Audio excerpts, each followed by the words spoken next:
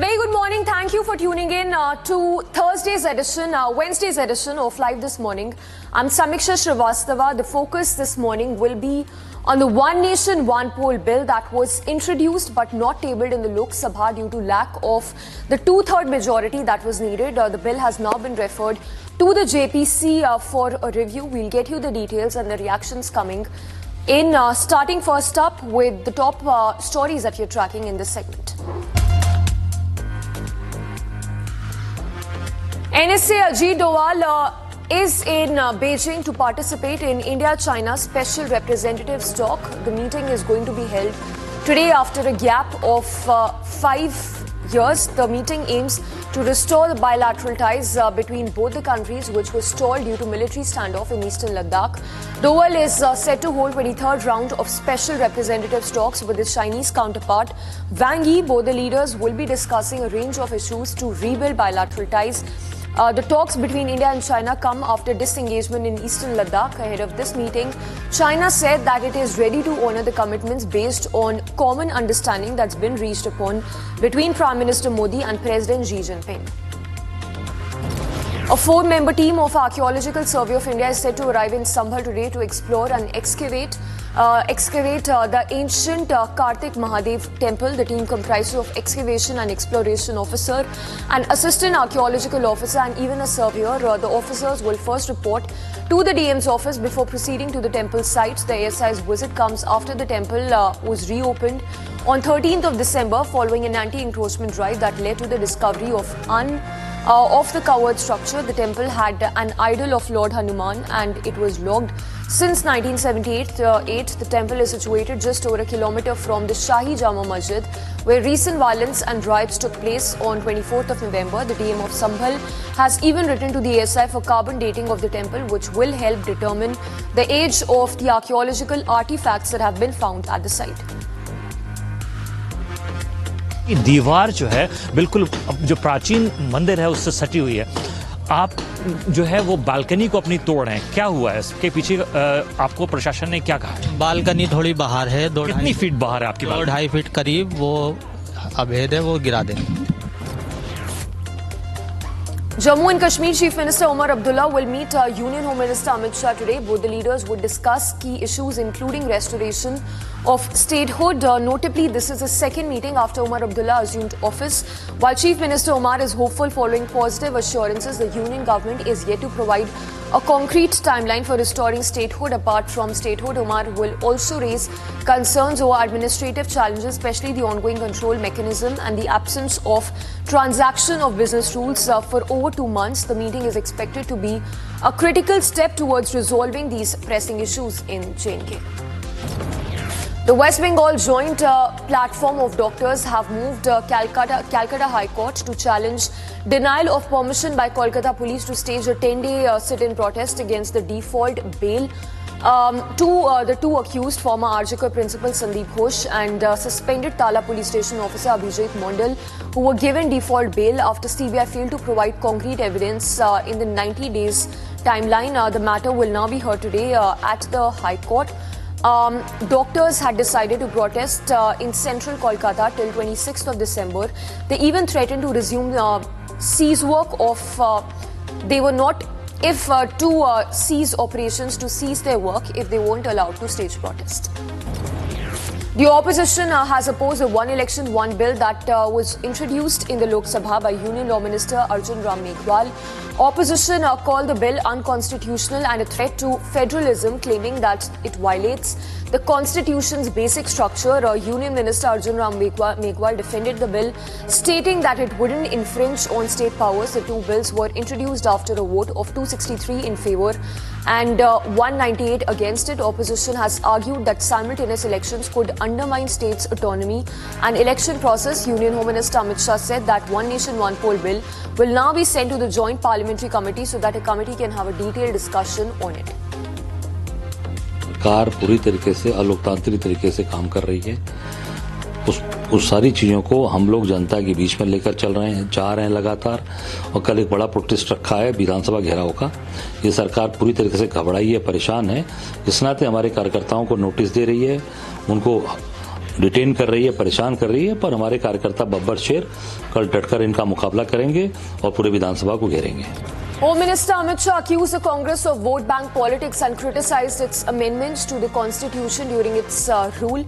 Speaking in the Rajya Sabha on the Constitution debate, he responded to Rahul Gandhi's claims about the BJP altering the Constitution and mocked his Mohammed Ki Dukaan slogan, saying that love cannot be sold. Further saying that the Congress amended the Constitution 77 times during its 55 years in power, while BJP made 22 changes during its 16 years. कानून लाए triple तलाक को निरस्त करने का। अब ये कहते हैं आपकी वोट बैंक की राजनीति। मान्यवर, सुप्रीम कोर्ट का कोई वोट बैंक होता है क्या? सुप्रीम कोर्ट तो चुनाव नहीं लड़ती। वोट बैंक की राजनीति हम नहीं कर रहे हैं। वोट बैंक की राजनीति कर कर मुस्लिम बहनों के साथ इतने साल अन्याय करने का काम एक कांग्रेस पार्टी ने किया। 11 nationals were found dead at a restaurant in mountain resort town in Georgia. It is believed that the victims died due to carbon monoxide poisoning from an oil-powered generator. The Georgian embassy has promised assistance in repatriating the bodies. The Indian embassy has even extended its support to the bereaved families. The police have launched a probe under Article 116 of the Georgian Criminal Code pertaining to negligent manslaughter. Meanwhile, this incident has raised concerns about the safety of Indian nationals working abroad. As the investigation continues, the citizens are demanding justice for the tragic loss of lives. ਸਾਡਾ ਬੇਟਾ ਸੀਗਾ ਜੀ 3 ਮਹੀਨੇ ਪਹਿਲਾਂ ਗਿਆ ਸੀ ਜੀ ਇੱਥੋਂ ਕੰਮ ਕਰਨ ਵਾਸਤੇ। ਉਸ ਤੋਂ ਬਾਅਦ ਉੱਥੇ ਡਾਕਟਰ ਸਾਹਿਬ ਨੇ ਫੋਨ ਲਾਇਆ ਹਸਪਤਾਲ ਦੇ ਵਿੱਚ ਵੀ ਇਹਨਾਂ ਦੀ ਡੈਥ ਹੋ ਗਈ ਉੱਥੇ ਵੀ ਇਹਨਾਂ ਪੋਸਟਮਾਰਟਮ ਕਰਕੇ ਭੇਜਾਂਗੇ ਅਸੀਂ ਪੁੱਛਿਆ ਵੀ ਕੀ ਕਾਰਨ ਹੋ ਗਈ। ਉਹ ਕਹਿੰਦੇ ਵੀ ਉੱਥੇ ਕੋਈ ਗੈਸ ਫਟ ਗਈ ਅੰਦਰ ਰੈਸਟੋਰੈਂਟ ਦੇ ਵਿੱਚ। The opposition BJP, in the state of Karnataka, the opposition BJP staged a walkout from Karnataka Assembly in protest against the State Rural Development and Panchayati Raj University Bill. The bill seeks to replace the governor with the chief minister as the university's chancellor. BJP called the bill unprogressive and urged the Congress to avoid creating a confrontation with the Raj Bhavan. However, Rural Development and Panchayati Raj Minister Priyank Kharge dismissed the claims made by the BJP, stating that the bill is not politically motivated and aims to improve the administration and coordination of the university. Kharge further emphasized that there is no law mandating that only the governor can serve as a chancellor of university. In a tragic incident, 55-year-old man and his 7-year-old grandson were injured in Delhi after being hit by a car driven by a 17-year-old boy by a minor. The incident took place when the man was bringing the child back home from a school after his exam. The accused teenager was caught by the locals at the scene and handed over to the police. The grandfather explained that the child sustained a head injury but is now in a stable condition. Under the Motor Vehicles Act, parents of minors caught driving can face fines, vehicle seizure and even legal action. देखो school से लेके आ रहा था और 12:15 के करीब time था, 12 क्योंकि 12 बजे उसका पेपर ख़त्म हुआ था तो मैं उसको स्कूल से लेके आ रहा था। तो स्कूल से लेके आ रहा था, जैसे मैं यहाँ से तो इधर से गाड़ी आई, सेंट्रो गाड़ी थी, वो जो सुना बच्चा चला रहा था, वो बेकाबू गाड़ी थी। उसने कई गाड़ियों को मतलब लोगों को रोनते हुए वो गाड़ी ऐसे आई कि सोचने का मौका भी नहीं मिला। फिर वो गाड़ी को फिर मेरे को टक्कर मारी, पहले कईयों को टक्कर मारी, फिर मुझे टक्कर मारी थी। वो बच्चा मेरे ही गोद में था, तो मैं जैसे गिरा वो बच्चा गोद से नीचे गिर गया। And for now, we switch focus to business stories that we are tracking this hour. Finance Minister Nirmala Sitharaman assuaged the concerns regarding the GDP that has in the second quarter, which has come to 5.4%. Getting you the details in this segment.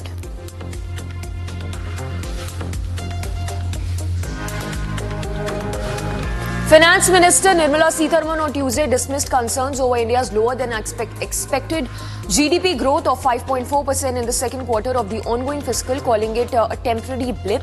In an address in the Lok Sabha, Finance Minister Sitharaman reassured that the economy would see healthy growth coming in the coming quarters, highlighting the country's steady average GDP growth of 8.3% over the past 3 years. The Finance Minister also assured that there is no broad-based slowdown in manufacturing, with half of the sectors continuing to perform well. Additionally, she noted the decline in unemployment to 3.2% and real inflation being at its lowest since the pandemic. Many members raised a doubt saying, is growth sustainable at all at the number that we projected in the BE? I'd like to touch upon some of the concerns.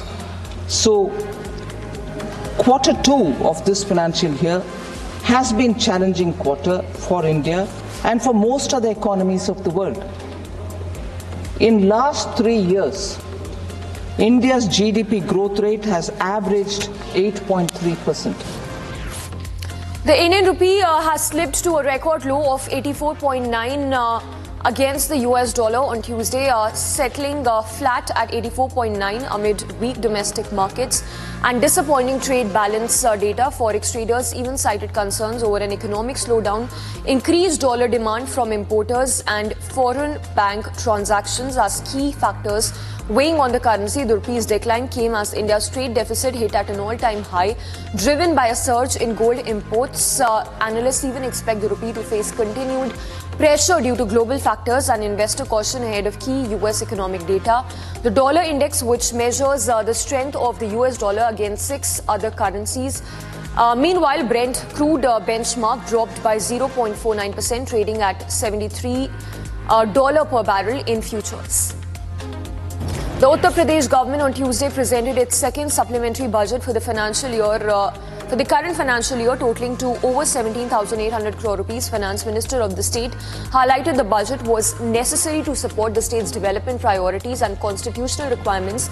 Key allocations include 8,500 crore rupees for the energy department, for 2,438 crore in finance, and significant amounts for sectors like family welfare, animal husbandry and education. This brings the total budget size, for the year to 7.6 lakh crore rupees. The US Federal Reserve is holding a 2-day meeting starting today with key discussions on key interest rates expected to be announced at 11:30 p.m. Indian Standard Time on FOMC website. Economists and markets widely anticipate a 0.25% point rate cut, along with forward guidance indicating fewer crisis cuts in the coming year. While inflation still remains above the Fed's target range of 2%, Chairman Jerome Powell is expected to leave options open for future rate exchanges, including a potential pause in the month of January. A San Francisco jury on Tuesday convicted tech consultant Nima Momeni of second-degree murder in the stabbing death of Cash App founder Bob Lee. Momeni, 38, was found guilty for the April 2023 killing of Lee, who was found fatally wounded on a downtown street. Prosecutors even stated that Momeni's anger over Lee's involvement with his sister's drug dealer led to planned attack. Momeni now faces a sentence of 16 years to life.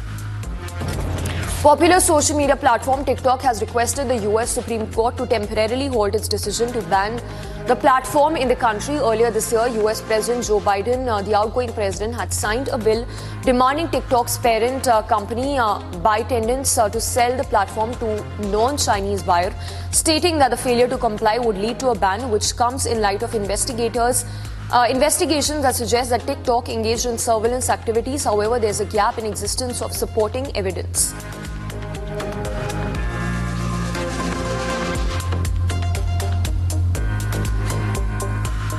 And we now shift focus to international segment, tracking all that's happening in Middle East. It's Netanyahu, the Israeli Prime Minister, who's facing corruption trial.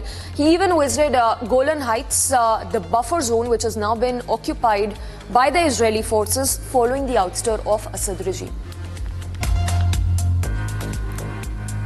At a European Leaders Summit, UK Prime Minister Starmer reaffirmed his country's commitment to supporting Ukraine amid rising tension following the Ukrainian security forces' claim of responsibility for the killing of senior Russian General Igor Kirillov.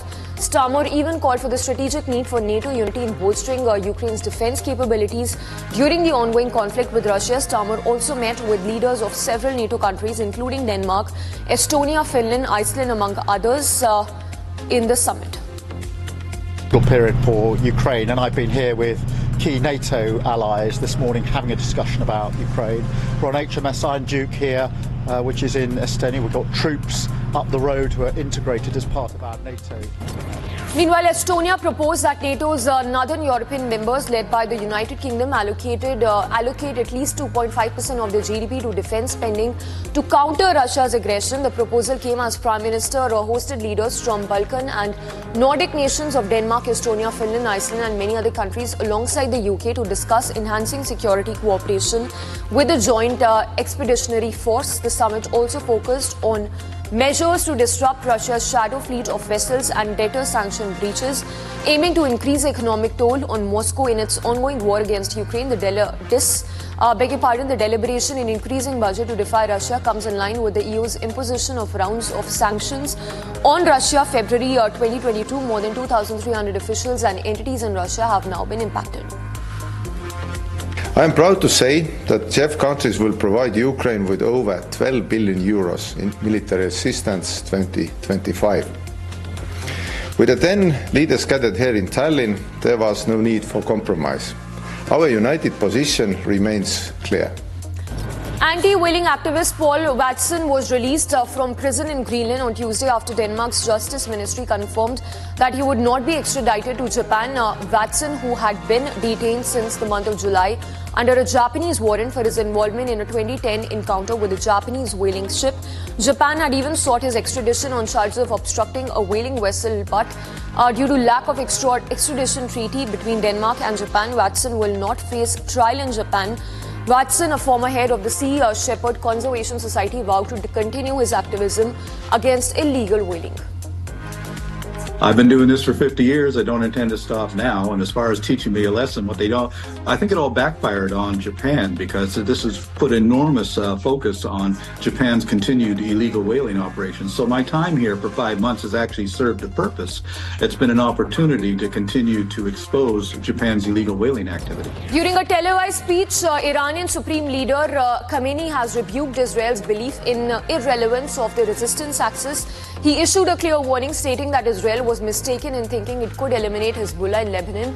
Also declared that any attempt by Israel to encircle and weaken Hezbollah by exploiting the situation in Syria would ultimately backfire, warning that Israel should prepare to face defeat. Additionally, he emphasized that both Israel and the US had wrongly assumed the axis of resistance in the region was finished, and that further cautioning that they were gravely mistaken.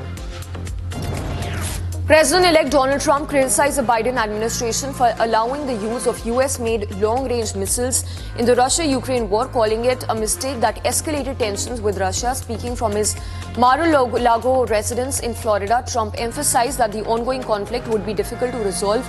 He also reiterated his long-standing stance on the conflict, urging Russian President Putin to reach a ceasefire with Ukraine, further indicating his willingness to welcome world leaders, including Ukrainian President Zelensky, to his inauguration next month. The more difficult is going to be the Russia-Ukraine situation. I see that as more difficult. I don't think they should have allowed missiles to be shot 200 miles into Russia. I think that was a bad thing. And that brought the Koreans in, North Korea, another man I get along with very well. I'm the only one that does. But that did a lot of bad things. I don't think that should have been allowed. Not when there's a possibility. Meanwhile, Zelensky has accused Russia of concealing the true extent of losses suffered by North Korean troops fighting alongside the Russian forces in Ukraine. In his address, Zelensky told about Ukraine's defense forces and the intel agencies that have been working to uncover the full scale of casualties. He reported that at least 10 North Korean soldiers were killed or wounded during recent combat operations in Kursk region. Zelensky also pointed that absurdity of North Koreans being involved in the war underscores that there is no reason for them to die in the conflict. These are the first reported casualties since the US and Ukraine announced North Korean invasion in the region. Meanwhile, the police has been investigating a house of 15-year-old Natalie Rupnau, the student who opened fire at Abundant Life Christian School in Madison, Wisconsin on Monday, killing 2 and injuring 6 others. Rupnau also died in the incident as he shot himself. 2 of the injured victims are in critical condition, and while it is unclear if the victims were specifically targeted, authorities have spoken to the shooter's family, who are cooperating with the investigation. Welcome back. You're watching Quick Morning. I'm Samiksha Srivastava. Now, we are tracking in this segment the sports stories with focus on the Border Gavaskar Trophy that is underway.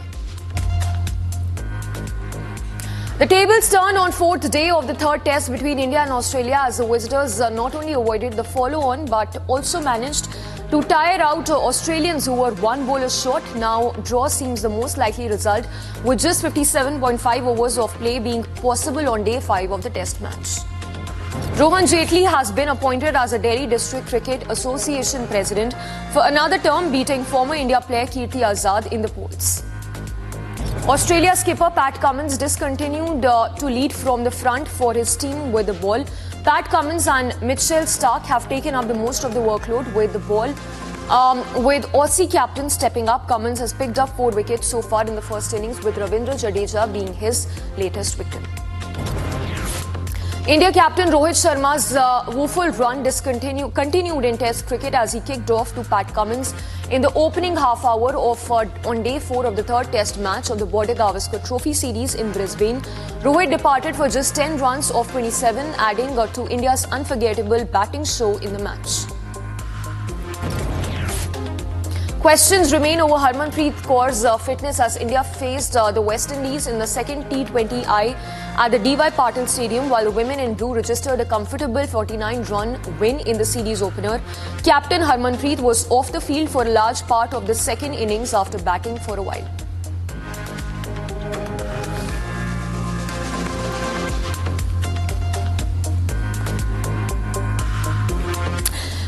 We now shift focus to entertainment stories that we are tracking in this edition. Actor Tom Cruise was honored by the US Navy for his contribution in the film industry and unwavering support of the Navy and Marine Corps. The actor was presented with the Navy Distinguished Public Service Award by the US Secretary of the Navy, Carlos Del Toro. In appreciation of Cruise's distinguished public services, Cruise even thanked Del Toro for the extraordinary acknowledgement and accepted the award in an intimate ceremony in the UK where the actor is currently working. Cruise was noted for having inspired a generation of people who were motivated to join the Navy, though his role in films like A Few Good Men and Mission Impossible. The Gurugram Gram Police have issued a challan of 15,000 rupees to rapper Badshah after a Mahindra Thar from his convoy was found driving on the wrong side of the road. The incident occurred after the musician made a special appearance at singer Karan Aujla's concert. Due to heavy traffic following the event, Badshah and 2 other cars in his convoy drove on the wrong side of the road. A video of the incident went viral on social media platform.